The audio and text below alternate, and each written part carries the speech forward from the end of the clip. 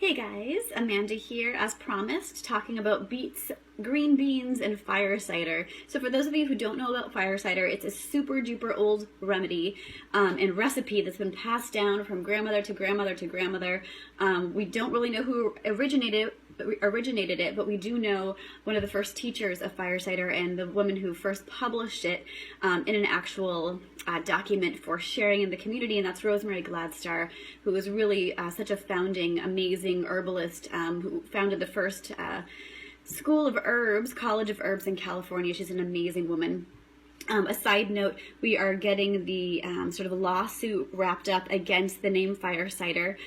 Pretty darn soon we'll be getting sort of the outcome and what will be happening with the name fire cider. If you're not sure about what I'm talking about, go ahead and Google fire cider lawsuit and you can read up on that. So fire cider, why are we making it? We're making it because it's one of the best preventive health measures against cold and flu season and when you're already sick and in the thick of it. So I'll say it's similar in elderberry, where elderberry can be used in that same way, but this is a very different mix of foods and herbs. And really, foods and herbs kind of crisscross. There's a lot of herbs that are foods and foods that are herbs. So there is a basic recipe, and if you're someone who likes to go buy the recipe, buy the book, you can go ahead and check out my website and jupiterslabyrinth.com, and then Google search fire cider. My recipe is on there. Well, actually, it's not my recipe. It's Rosemary Gladstar's foundational sort of recipe, like the basic recipe that you can start with. And fire cider has continued to evolve from person to person, herbalist to herbalist,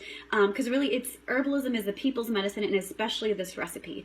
So what I'm offering you today is my version this year, because I change mine often, but there is always basic ingredients that most fire ciders will contain. One is turmeric. You can use fresh or dried. Another is onion. I'm using red. You can also use white. Horseradish. I've got horseradish chopped. These are all kind of coarsely chopped. Fresh is best, but you can use the powdered in a pinch. Cayenne pepper is also a basic ingredient. I don't always use that because I tend to run on the hot side. I don't need a lot of fire. So I like the fire from my horseradish and from the turmeric. Garlic is another. I've got crushed garlic here. Is another foundational ingredient of any fire cider recipe. So some additional things that people will often incorporate. Also honey. Honey is another basic one. And apple cider vinegar. You'll need these things. Okay, so again, if you're not a kitchen witch like me and you're not feeling comfortable throwing things together, check out my website and check out Googling fire cider or searching in the search bar there, and you'll find that basic recipe from Rosemary Gladstar to follow along with. But today I am adding some lemon balm, some actual lemons and limes, some nasturtium flowers, because I think they taste like horseradish and they're very, very warming and heating. I also have some fresh oregano and some fresh thyme. So as far as measurements go, I'm using a big old mason jar. This is a 32 ouncer. And we're basically going to fill everything up, all the ingredients, as many combinations as we want, to the top, and then we'll pour our apple cider vinegar over. Now, I don't measure a whole bunch. I usually do, the horseradish I do to taste. The cayenne I would do to taste. But the onion, the garlic, the herbs, I just kind of eyeball. I just kind of throw it in and go with, my intuition, because a lot of herbal medicine is intuition, especially when it comes to home remedies like this.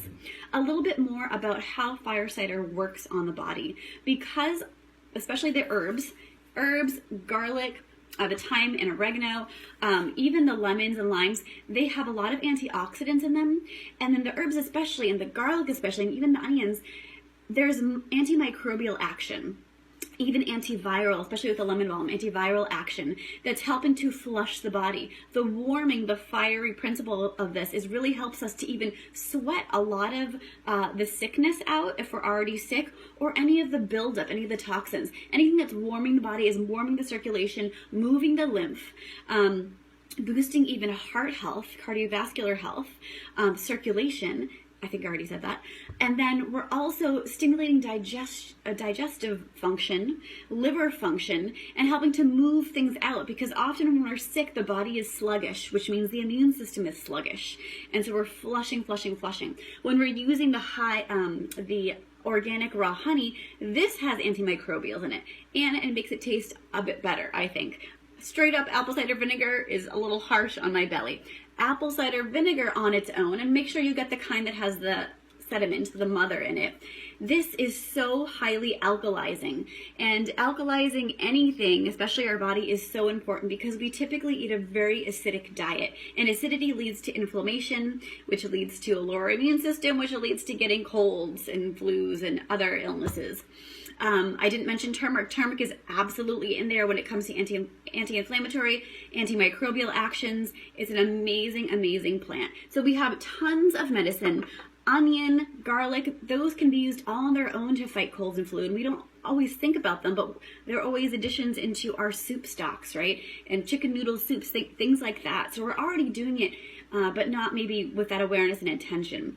So fire cider is basically a big melting pot of all of this herbal and food goodness to help flush our bodies, warm everything up, help to move things out, to fight colds, and to take it when you're in the thick of it. So I'm going to go ahead and just start doing the making of the fire cider. I'm going to start with my onion. And again, this is all coarsely chopped here. And I just like to eyeball it. And I do like horseradish, so I'm going to do a couple handfuls there. This is the whole head of garlic, like 6 cloves, all going in because I love my garlic. All right, turmeric. I've got the dried here. I'm going to do 2 tablespoons because this is a big jar. We want to get that goodness in. Going to be such a beautiful color. I'm skipping the cayenne this time because I am. All right, lemon, and make sure you're getting all organic ingredients in here, especially for citrus, because there's a lot of pesticides that can get absorbed through the skin of citrus fruit, and really all foods, but especially our citrus. Whole lime, whole lemon. All right, let's get some of this oregano in here. I'm gonna put all the thyme. Thyme and oregano are pretty, I have a couple basil leaves too. Basil is another wonderful culinary herb that is packed to the gills with anti-inflammatory, antioxidant, antiviral, and fungal uses. Just flushing all the bad stuff out. The herbs, I don't really have to chop them up too much. They're all pretty, delicate, so they'll be broken down pretty well in apple cider. And then the lemon balm. I am going to chop this one up a little bit just because it has a stiffer stalk. All right, so you can see I've pretty much filled my jar up at maximum capacity.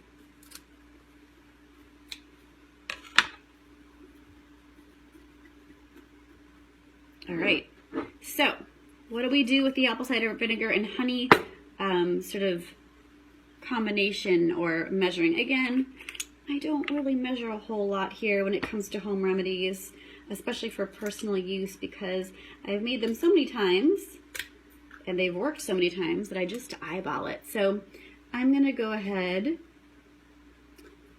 and probably pour, I don't know, we'll say 1/5 of the jar, so kind of just gauging for separating the jar out into 5 segments, about 1/5 of that 32-ounce container. All right, a fork helps to distribute all the liquid in here. So you're going to want to allow this to sit and to macerate, aka allowing the menstruum, which is the apple cider vinegar and honey, to break down all the herbs and goodness in here. and start to absorb it into itself, into the liquid, for about 6 to 8 weeks for maximum potency. Vinegar is a wonderful preservative all on its own, so you don't really have to worry about it going bad as long as it's stored in a dark, cool place. You do want to shake it daily. I like to kind of say prayer, maybe sing a little song to my fire cider as it's macerating and doing its magic. And then once that time frame is up, you want to mark it on the calendar or make a label for your jar so you don't forget. Then you can strain it out with some heavy-duty cheesecloth or a really fine strainer into another same size mason jar, and then store it. Now, like I said, I'm a little bit of a wimp when it comes to taking apple cider vinegar straight. It burns my belly, doesn't feel so great. So what I like to do is I like to add this to my foods as salad dressing, as a little marinade to my vegetables or my tofu or tempeh. Even add it on top of some soups. It's a really delicious, wonderful addition to any culinary recipe that you might have, especially for marinades and dressings. So, so delicious. So give it a whirl if you're someone who doesn't like to take apple cider vinegar medicine, because typically the dosage here would be about, I do shot glasses, but you can do a couple tablespoons for adult dosage and about a teaspoon for kids. And this is totally kid safe as well. But I like to sneak it in just little by little here and there throughout my day in my food. So you can totally decide what works for you. Look how beautiful it is. You're going to really want to make sure that as it's macerating, you want to give it a shake. Now, I'm using a plastic top. It's leaking a little bit, so I'm going to get some parchment paper, because if you use the regular metal tops, it's going to erode and break down and rust because of the vinegar in here.